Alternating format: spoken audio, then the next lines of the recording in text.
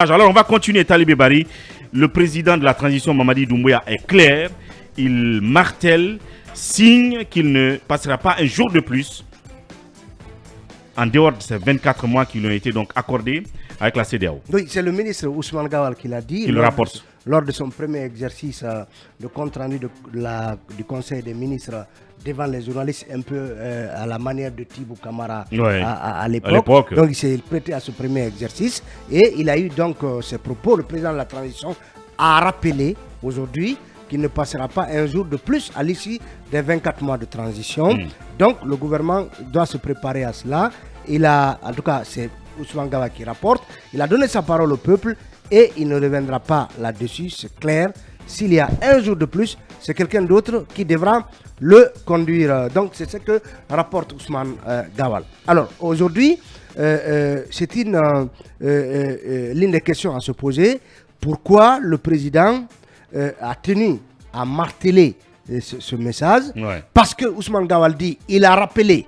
Est-ce que ça veut dire qu'il l'a déjà dit une fois où on ne l'a pas rapporté, mais que cette fois-ci, il a tenu à le rappeler. Et c'est ce rappel-là qui nous a été donc rapporté par Ousmane Gawal.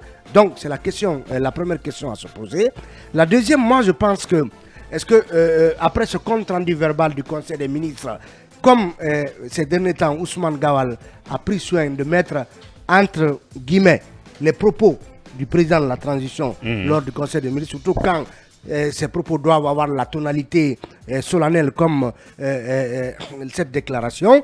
Est-ce que ces propos figureront dans son compte rendu du Conseil des ministres dont on n'a pas vu le texte d'abord?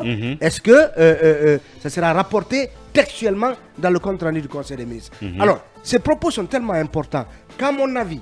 très important. Très important qu'à mon avis, ils auraient revêtu tout le caractère solennel, officiel et en tout cas mémorable si c'était au cours par exemple d'un discours que le président en tout cas avait par exemple le discours du Nouvel An de Nouvel An ou au moment où beaucoup se posent la question, est-ce que concrètement on est rentré dans la transition? Parce que le président de la transition, dans son adresse à la nation, a parlé de compromis dynamique. On a noté ça dans son discours. Mais aussi, on a noté qu'il n'a pas fermement dit qu'au moment où je vous parle de ce 31 décembre 2022, à partir de demain 1er janvier, les 2 ans de transition commencent sur le territoire guinéen. Il ne l'a pas dit. Donc, ces propos-là, tels que rapportés, auraient revêtu toute la solennité et davantage montrer tout l'engagement du président à ne pas passer un jour de plus à partir du 31 décembre 1er janvier donc 2023. Non, 2024. Parce que, je veux dire à partir. Oui, non, je vais dire que à partir du 31 décembre 2024, Doumbouya doit avoir quitté. Même si peut-être que cette date doit trouver que l'élection présidentielle est terminée, le nom du nouveau président est connu et que ce soit l'investiture du nouveau président. Donc, c'est bien beau que Gawal nous rapporte tout cela dans un contexte où beaucoup déjà doutent de la volonté réelle des autorités de la transition à dérouler le chronogramme de... Mais d'ores et déjà, Talibé, j'ai l'impression que cette déclaration a quand même un effet thérapeutique, psychologiquement. C'est apaisant, hein, ça apaise l'âme de ceux qui écoutent le cabinet. Je ne suis pas psychologue, mais quand même que Mamadi dise, dans tout le désespoir que les gens ont vis-à-vis de l'horizon politique, qu'ils nous fassent visualiser que après comme vous l'avez dit, le 31 décembre 2024, on aura un autre visage à Sékou Touré. C'est pas beau ça? Oui, c'est ce que je dis. Il y a en tout cas une sorte de message d'assurance que le président veut passer. Mais dans ce pays, malheureusement, on nous a habitués, nos dirigeants nous ont habitués à nous annoncer des choses et à faire le contraire. Donc le colonel sera mis face à ces propos. Le colonel sera observé et évalué à l'aune de ces propos-là. Parce que moi, je peux être amené à penser que le colonel peux tenir parole. Bien. Je peux être amené. Mais encore une fois, je reste sur mes gardes. Bien. Parce que malheureusement, nos dirigeants ne respectent pas c'est bien normal, souvent les engagements. Rester sur ses gardes, c'est bien de la prudence intellectuelle. Et d'ailleurs, en tant que journaliste, l'esprit critique, c'est ce qui nous retient dans ce métier. Oui, oui, vous savez, au cours des transitions, il y a deux questions fondamentales, souvent qui sont à l'origine des tensions, des conflits, et qui font que les populations, les citoyens notamment, se révoltent contre les autorités de la transition. Parce que si tu peux cette interruption, Ousmane Gawar ajoute, et c'est important, que le président a indiqué, les a exhortés à dire cela à la communauté nationale et internationale. Et surtout que l'équipe se mette dans cet agenda, l'équipe de Goumou. Absolument. Donc il y a une mise en garde. Pour tous ceux qui vont dire tel doit rester, absolument. Les mouvements et machin. Absolument. Je lui disais qu'il y a deux questions. La première question, c'est la question de la candidature, notamment du président de la transition. Parce que le plus souvent, on sait en 2009, ce qui s'est passé ici, on a prêté des intentions au capitaine Moussa Dadis Camara de vouloir donc se présenter à la prochaine élection présidentielle. Après, ça a servi donc de prétexte. Intentions qui l'ont amené aujourd'hui au procès. Absolument, ça a servi de prétexte aux opposants, aux leaders politiques qui ont organisé donc cette manifestation au stade du 28 septembre. L'autre question, c'est la question du glissement de calendrier de la transition. Et ça, sur cette question-là, je pense que c'est important d'apporter des précisions parce qu'aujourd'hui, le président de la transition, le CNRD aujourd'hui, disons, est un peu en conflit entre guillemets avec les acteurs politiques et certains acteurs de la société civile, notamment sur des questions éminemment politiques, mais aussi sur la conduite de la transition, la façon dont la transition est gérée. Donc c'est important à tout moment de rappeler, de réitérer cela, non seulement aux membres du gouvernement, mais au peuple de Guinée, parce que quand même aujourd'hui, jusqu'au 31 décembre 2024, je pense qu'il a un bilan à défendre. Il ne peut pas passer tous les sacrifices donc, qui ont été consentis pour la prise du pouvoir, pour la gestion de la transition, pour la mise en place de tous les organes donc, qui vont suivre après. Je pense que ces sacrifices-là ne doivent pas être des sacrifices vains. C'est pour cette raison, lorsque vous prenez des engagements en prenant le pouvoir, au cours de la transition, vous avez l'obligation de respecter cela parce que c'est justement à cause de vos engagements que la communauté internationale a décidé de vous accompagner pour l'organisation des élections, a décidé de vous accompagner en vous dotant de moyens financiers pour que vous puissiez atteindre les objectifs que vous vous êtes assignés. Donc comme vous l'avez dit, c'est un discours qui apaise, c'est un discours aujourd'hui qui rassure. Oui, c'est important. Et le colonel Mamadi Doumbouya que moi j'ai vu, je ne crois pas aujourd'hui que ce homme-là pourra en tout cas renier les engagements qu'il a pris devant la communauté internationale, devant le peuple de Guinée. Je sais que dans son entourage, qu'il y a des gens qui vont œuvrer, comme ça a été avec Alpha Condé, comme ça a été au temps de Dadis, qu'il y a des gens qui vont vouloir, est-ce que tu vois, peut-être entonner une autre chanson, l'amenant à peut-être aller dans une autre direction. Mais je pense que lui, il respectera son engagement. Et qu'est-ce que vous en pensez, vous aussi, auditeurs d'ici et d'ailleurs? Vous pourrez continuer à écrire sur nos différentes plateformes. Le temps pour nous d'observer la pause. Cabinet Fofana, Yara Girassi et Ibrahima Lincoln Souma se prononcent là-dessus. À notre tour. Ibrahima Lincoln Souma, durée de la transition, le colonel s'engage. L'engagement, son appréciation dépend de celui qui écoute. Peut-être que Yara il peut apprécier, on n'a pas les mêmes oreilles.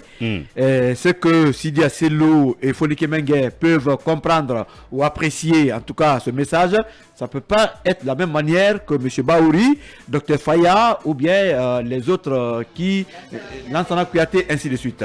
Mais oui, moi je voudrais, à l'instant d'un auditeur, savoir quand est-ce que le président a dit cela. Je veux des audios. Et avec M. Ousmane Gawal, le président... Il n'est pas de tradition en Conseil des ministres que l'on enregistre le président, non? Oui, je vous dis cette fois-ci, le président doit prendre cet engagement devant le public. Solennellement? Solennellement, bien sûr. Vous savez pourquoi? Moi, je ne crois à rien jusqu'à ce que je vois. Le même président que j'ai soutenu à la prise du pouvoir a pris beaucoup d'engagements qu'il n'a pas respectés. Le même président avait dit ici qu'aucune situation exceptionnelle ne peut justifier la violation des droits de l'homme. Mais lui et son gouvernement ont quand même supprimé les droits de manifester. Et jusqu'à présent, il n'y a pas d'explication. Ne s'est-il pas engagé? A-t-il respecté l'engagement en question? À lui de répondre et à tous ceux qui nous écoutent pour dire s'il peut respecter ou pas son engagement. Deuxièmement, prenez un peu la charte de la transition. Avec tous ces engagements, est-ce que tout cela est aujourd'hui respecté? Cette charte a été rédigée entre membres du CNRD imposé au peuple de Guinée. Cet engagement est violé aujourd'hui. Mais est-ce que vous avez entendu un membre du gouvernement ou le président dire non, j'ai respecté la charte? Non, pas du tout. C'est un engagement que le colonel n'a pas du tout respecté. La justice, boussole de la transition. C'est un engagement qui est là. Le discours est solennel, officiel. Est-ce que c'est respecté? Au moment où des Guinéens se font enlever, kidnapper, arrêtés sans convocation, violentés, avant d'être conduits à des lieux. Mais pendant ce temps, il y a des décisions de justice aussi qui ont été rendues aussi. Il y a l'organisation du procès du 28 septembre. Dans le domaine de la justice, on ne peut pas quand même peindre tout en noir, monsieur Mon Lincoln. ami, je n'ai pas tout peint en noir. Non, mais si. Je parle avec preuve. Oui, mais c'est qu'il y a des avancées aussi, vraiment, qu'il faut aussi noter sur le terrain. De celui qui apprécie. Non. L'avancée. Parce que sous le régime Alpha Condé, par exemple, on a tout fait pour qu'on puisse organiser le procès du 28 septembre. Il a fallu la volonté quand même, il a fallu la volonté d'un homme qui est arrivé, notamment pour qu'on puisse organiser aujourd'hui le procès du 28 septembre. Deuxièmement, vous avez aussi les détournements par exemple de fonds publics en Guinée. Mais c'était devenu n'importe quoi sous le régime Alpha Condé.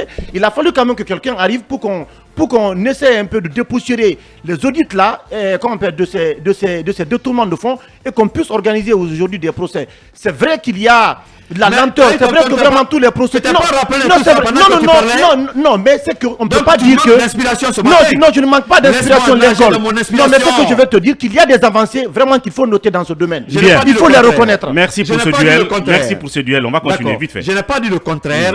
Ce qui est quand même des avancées, ce sont des acquis. Mais moi, je parle des domaines précis et je n'accuse pas. Je n'accuse jamais. Ce que je dis, c'est la réalité. Oui, c'est factuel. Mais c'est que tu parles de la justice, Lincoln. Non, laisse-moi continuer. Non, mais tu parles de la justice. Oui, justice. Y a-t-il pas des gens qui sont aujourd'hui enlevés? Les Bullots, vous savez comment il a été arrêté? Bien, on va continuer à égrener, mais pas tous les points de la charte, Lincoln. Oui, bien sûr. Je parle de ce qui n'est pas respecté. Bien, merci. L'engagement pris par les autorités. On t'écoute là-dessus. Qui n'est pas respecté. C'est que je dis. Bien. C'est pas du mensonge. Allez-y. Oui. Il n'y a pas de gens aujourd'hui en prison dont les délais de détention ont été largement dépassés. Qu'est-ce que la justice a fait? Bien. Boussole de la transition. C'est pas la réalité, Bassekou. Il n'y a pas aujourd'hui en Guinée des Guinéens qui sont assassinés pour leur opinion. Les manifestants, c'était aussi un engagement du président. Cet engagement a été-il respecté? Bien. Mais voilà la réalité. Donc, l'engagement du président. En conséquence, moi je reste sur ma faim. J'attends la fin de la transition pour savoir si le colonel respectera sa parole ou pas. Parce qu'il a pris beaucoup d'engagements que lui et son gouvernement n'ont pas du tout respecté. Comme il a respecté aussi beaucoup d'engagements. 2024. Comme il a respecté aussi beaucoup d'engagements aussi. Bien. Je dis, j'attends le 31 décembre 2024 pour savoir si le colonel respectera ou non son engagement, parce que la plupart des engagements ont été foulés au sol, au vu de tout le monde. Aucun doigt ne se lève pour dire monsieur le président. Non, c'est votre avis, c'est votre avis. Bien. Parce qu'il y a des opinions, parce qu'il y a des engagements, bien, parce qu'il y a des engagements également qui ont été aussi respectés. Lincoln reste incrédule, reste dubitatif, reste sceptique. Un peu le scepticisme guinéen. Cabinet Fofana là-dessus. On peut bien la portée de cet engagement. On peut bien comprendre le scepticisme de Lincoln. Ça n'est en réalité une prudence face au discours politique. Ce discours politique qui a été complètement exsangue pendant des années ici. Et il y a une réalité, c'est que on part toujours du passé pour pouvoir se faire une idée sur l'avenir, sur le présent plutôt, et ainsi de suite. Vous savez, le capitaine Dadis l'a clamé haut et fort ici, mais on a vu où ça nous a amené. Donc moi je comprends bien cette prudence de Lincoln. Oui. Sur ce discours-là, je pense que c'est un discours nouveau qui n'est pas celui de dire qu'on ne restera pas longtemps au pouvoir ou ad aeternam ad vitam, parce que le colonel l'a sciemment dit, et ce propos ou ad vitam aeternam. Oui, exactement, et c'est lui qui l'a tenu. Et je pense que de mon point de vue, peu importe le format, est-ce que cela soit dit en conseil de ministres ou que cela soit tenu par le président de la République dans un discours officiel, solennel, comme Talibé le voudrait, je pense que le fait déjà de le porter et de demander à ce que ceci soit relayé et travaillé par le gouvernement est quelque chose d'exceptionnel. Et c'est un discours nouveau. C'est un discours nouveau du moment où de plus en plus de gens pensent que ceci n'a pas été dit dans le discours du nouvel an du colonel, pour dire effectivement qu'il ne restera pas au-delà de 2 ans. Et c'est aussi une manière de rassurer ceux qui pensent aujourd'hui qu'il y a un flou total, autour de cet engagement-là, et que ceci devait être plutôt être martelé, dit officiellement pour que... là, il a déjà fait. Voilà. C'est ce que je dis. Je disais qu'il y avait une demande. Cette demande-là, elle est prise aussi bien dans l'opinion qu'au niveau de certains acteurs. Et on a écouté Sékou Koundono hier ou avant-hier qui rappelait un peu cette crainte-là, crainte de rester longtemps au pouvoir et de ne pas laisser donc la possibilité de retour rapide à l'ordre constitutionnel. Donc je trouve que c'est extrêmement bien. Et d'ailleurs, en le disant comme ça, et la façon dont cela est martelé, relayé par le porte-parole du gouvernement, ça reste dans les colonnes de la presse, ça reste dans les archives, et ça veut dire qu'il s'enchaîne là lui-même. Et c'est en cela que c'est important quand même, parce que voilà, il n'y a plus lieu de trouver un autre prétexte au soir du 31 décembre 2024, comme Talibi l'a dit, au regard de ce qu'on a écouté là. C'est en cela qu'il faut donner de la portée à cet engagement. Oui, je pense que le colonel, en le disant, au sein du Conseil des ministres, il faut rappeler que le Conseil des ministres est une instance au sein de laquelle se prennent les décisions les plus importantes du gouvernement. Et c'est très important que cela soit dit en Conseil des ministres et rappelé par le porte-parole du gouvernement. C'est un engagement doublement important et il faut le prendre ainsi et estimer donc que c'est factuel et que seul le contraire à l'aune peut-être dans 2 ans ou dans 1 an et demi que l'on saura effectivement est-ce que ceci a été remis en cause. Mais pour le moment, il n'y a pas de raison de tout là-dessus parce que mieux, le président demande à ce que le gouvernement y travaille en mettant en place un organisme et eux-mêmes psychologiquement en s'y mettant à éviter de créer des organisations de soutien de tel ou de tel pour éviter de saper donc cet engagement-là. Toi, tu y crois ou pas? Non, moi je crois, jusqu'à preuve du contraire. Voilà, c'est clair. Alors, Yaraï, on dit souvent que l'enfer est pavé de bonnes intentions, mais est-ce que on peut dire que le cas Mamadi peut faire l'exception? Bon, je n'en suis pas sûre. C'est vrai que voilà pourquoi il y a tant de pessimisme autour de l'engagement pris.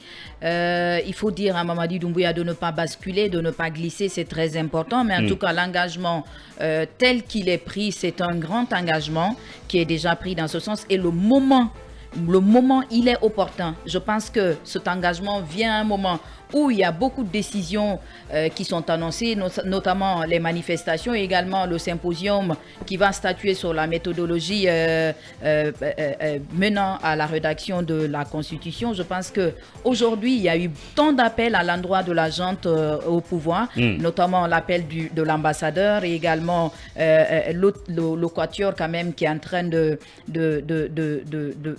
se montrer quand même très hostile à tous les actes qui sont posés. Et j'estime aujourd'hui que le colonel a intérêt aujourd'hui à fédérer tout le monde, à mettre tout le monde dans le même panier pour pouvoir mener le reste de cette transition déjà en cours dans le pays. C'est très important. L'autre côté, je sais que si Mamadi Doumbouya a pris cet engagement, je pense qu'il est conscient. Il est conscient de ce qui l'attend. En ce sens que au même Conseil des ministres, il avait dit un moment qu'il sait que dans l'opinion publique, également dans le gouvernement, dans son entourage, il y a des gens qui ne voudraient pas du tout que cette transition réussisse. Et s'il connaît tout cela et après il prend l'engagement de ne pas dépasser le délai qui lui est imparti, je pense qu'il sait tout ce que la population attend de lui. Et je pense que ça y va de son intérêt et ça va de l'intérêt du pays. C'est très important puisque s'il change ce discours, ça pourrait être préjudiciable au pays. Nous avons vu ce qui s'est passé en 2009. C'était la même situation avec Dadis qui a dit dans son discours qu'il n'est pas né militaire et qu'il pourrait, si possible, ôter la tenue et se présenter à l'élection. Et on a vu tout ce que cette expression a valu comme conséquence à la Guinée. C'est très important. Aujourd'hui, pour Mamadi Doumbouya, pour qu'il sorte à la grande porte, il doit pouvoir respecter cet engagement.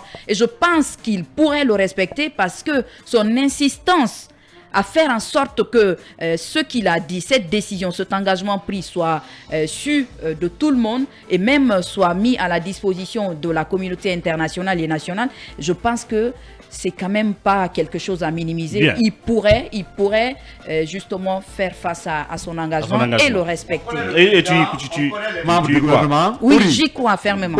Oui. On connaît le président Mamadi Doumbouya. On connaît les membres du gouvernement. Vous connaissez les membres du CNRD.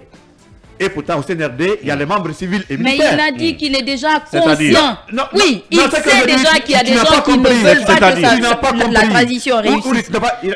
Il a dit, lui... S'il les suit, c'est fait à dessein. Laisse-moi placer cela. Lui, on le connaît. Les membres du gouvernement, on les connaît. Les membres du CNRD, vous les connaissez. Et pourtant, il y a les membres civils et militaires du CNRD. Il y a même des politiciens qui pourraient être membres du CNRD que nous ne connaissons pas. Donc, si demain, le CNRD présente quelqu'un que nous ne connaissons pas, j'ai dit, ce niveau-là, quelqu'un comme qui? les membres du CNRD, on ne les connaît pas. Voilà le problème. Bien. Si quelqu'un se présente, bien. il est du CNRD, on ne le connaît pas. Bien. Mais c'est des problèmes. On va continuer. On continue le tour de table, cette fois-ci sur un autre angle. Talibé, dans le même texte rapporté, enfin, dans les mêmes propos du président rapporté par le porte-parole du gouvernement, il dit que le président a demandé au gouvernement de se mettre dans la même prédisposition. Ça, c'est aussi quelque chose qu'il faut prendre en compte parce que quand on connaît le passé, tout commence par là. Les membres du gouvernement qui donnent des intentions au président, vous êtes l'homme providentiel, vous devez rester et tout le reste. Est-ce que là aussi c'est un message fort? Il met en garde les membres du gouvernement. Oui, moi j'ai deux points sur lesquels je voudrais m'appesantir. Et la réussite de la transition, est-ce qu'elle sera exclusivement à l'aune du respect des 24 mois? Est-ce que on peut dire que c'est en partie? Oui, c'est ce que je dis. Est-ce que c'est suffisant? Ce n'est pas suffisant. Mamadi peut bien le 31 décembre avoir organisé la présidentielle et permettre aux Guinéens d'élire un nouveau président. Mais ce ne sera pas suffisant. La preuve, demander à un pan entier de Guinéens qui ne sont pas satisfaits de la transition de 2010, c'est-à-dire la transition que Konaté a conduite, parce qu'ils ont estimé que l'élection n'avait pas été suffisamment crédible, suffisamment transparente. Ça veut dire que moi je suis tout à fait porté à penser que Mamadi va respecter les 24 ans. Je suis porté à penser. Je ne le suis pas d'emblée. Mais à la fin, moi je l'évaluerai en fonction de quoi?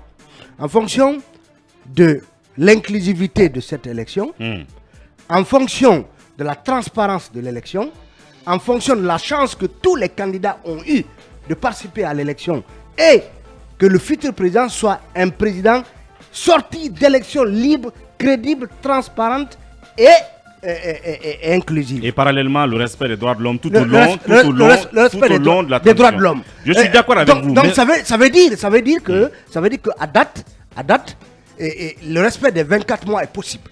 Mais à la fin, on n'évaluera pas Mamadi et sa transition qu'à l'aune du respect des 24 mois. Ça, c'est extrêmement important. C'est extrêmement important. Quand il dit aux membres du gouvernement de se mettre dans cette dynamique, vous savez c'est pourquoi? L'une des raisons. On a eu des confidences ici selon lesquelles, quand la mission de la CEDEAO est venue, pour ces 24 mois, il y a même des membres du gouvernement qui ont claqué la porte de la commission qui s'était réunie avec la mission de la CEDEAO. Absolument. Parce qu'ils n'étaient pas favorables à ce que les 24 mois soient coulés dans le marbre et que cela soit officiel. Ils en voulaient plus. Voilà, on a appris à l'époque qu'il fallait la fermeté notamment de Mamadi Doumbouya, du ministre des Affaires étrangères et selon d'autres informations du chef d'état-major des armées, Sadiba Koulibaly. Donc le camp des gens opposés aux 24 mois était écrasant par rapport à quelques 3 personnes, 4 personnes maximum qui voulaient que la junte règle définitivement ce contentieux avec la CEDEAO en acceptant les 24 mois. Donc quand tu sais que dans donc c'est à ces sirènes-là que Mamadi a envoyé ce message. Justement, quand tu sais par où vous êtes passé pour que les 24 mois soient acceptés, quand tu sais que tu as autant de gens qui en réalité n'ont pas accepté de gaieté de cœur ces 24 mois, qui sait justement s'ils ne vont pas travailler à torpiller le processus, à poser des obstacles pour que ça dure. Pour que ça dure le plus longtemps possible. Parce que ces gens-là, ils se posent la question de savoir que vont-ils devenir après la transition. Bien. Parce que la charte de la transition dit qu'il ne peut pas être candidat. Candidat à quoi que ce soit. Il y a même dans ça qui nous a dit que lui, il observera une pause de 5 ans après la transition avant de faire autre chose. Donc, il pense déjà à l'heure après 31 décembre 2024. Et donc, autant que possible, s'ils peuvent jouer la montre, les prolongations, ils le feront. Mamadi a donc raison de leur dire, voilà, travailler à cela. Je pense que mieux, il doit y mettre une sorte de dispositif, j'ai envie de dire, je ne sais pas comment trouver le mot, qui punisse, voyez-vous.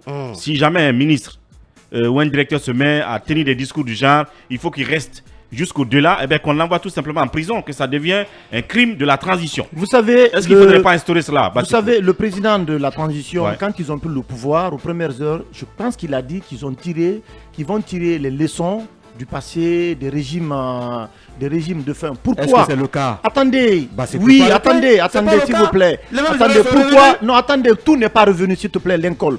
Pourquoi il le dit? Parce que de Lansana Conté, du feu président Lansana Conté, Alpha Condé, en passant par Dadis, justement, il y a eu vraiment des sirènes, des gens qui sont passés pour encourager le président en exercice, notamment à vouloir aller dans un troisième mandat, à vouloir se présenter pour... Mais les mêmes sont justement, mais attendez, Lincoln, mais pourquoi je le dis? Regarde un peu la Lincoln, pourquoi je le dis? Il faut m'écouter. Regarde un peu la configuration de l'entourage du président. C'est la même personne, il y a mais pas de justement, changement. Mais ce discours qui est tenu... Mais attendez, Lincoln, sont encore au palais, donc faut pas croire au miracle. Mais Lincoln, ce discours qui est tenu... Bien, on va laisser terminer en 30 secondes. Ce discours que Mamadou Doumbouya prône aujourd'hui à l'intention des membres du gouvernement, parce que de tels discours amenant le président de la transition à vouloir se présenter, à vouloir aller au-delà, notamment des 2 ans, ces discours-là souvent viennent de son entourage et ce sont les ministres, notamment du gouvernement, qui sont à l'origine notamment des discours propagandistes.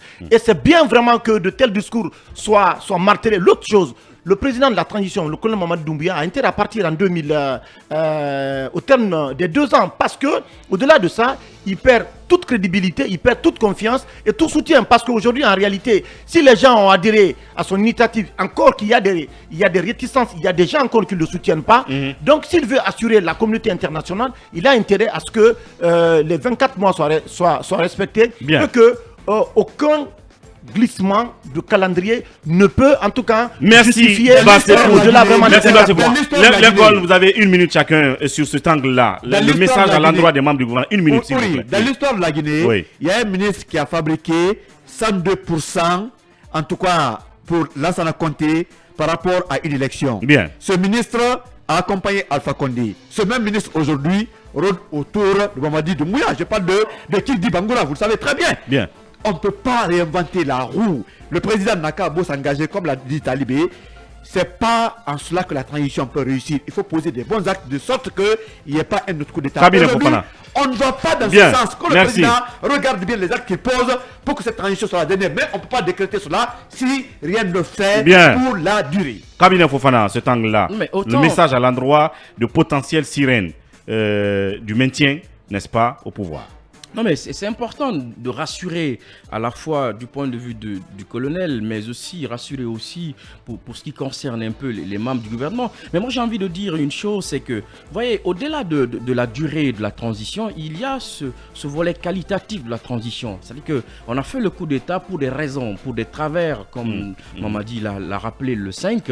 Il faudrait, d'une manière qualitative, résoudre ces problèmes-là. Absolument, de bout en bout. Il faut mettre en avant pour que, comme il le jure, que cela soit la dernière transition. Et pour cela, il faut travailler aux aspects qualitatifs de la transition pour que tout ce qu'on a identifié, ce pourquoi le coup d'État a été fait, soit tout de suite résolu. Il a mis en garde vis-à-vis des membres du gouvernement d'être dans ce schéma. Mamadi Doumbouya est vraiment dans son rôle, puisque c'est lui qui doit rendre compte à la population. Absolument. Et je pense qu'aujourd'hui, il se montre très, très, très minutieux là-dessus. Il essaye de faire comprendre qu'il n'est pas dupe. Il sait tout ce qui se passe dans son entourage. Et il amène les ministres également à être dans son idée, dans sa façon de faire. Je pense qu'il est dans son droit puisque c'est à lui de rendre compte à la population. Et aujourd'hui, on a vu ce que Dadis Camara est en train de vivre. Il ne souhaiterait pas, à mon sens, être à la place de Dadis Camara. 2 ans après. Hein. Voilà ce qui est dit sur ce sujet. Et ce n'est qu'un début, hein, parce que c'est un sujet, on va dire, qui fait jager, qui ouvre un chantier à beaucoup de débats. Mais pour l'instant, c'est là que nous fermons la parenthèse politique de cette émission. Le temps pour nous d'accueillir nos invités culturels.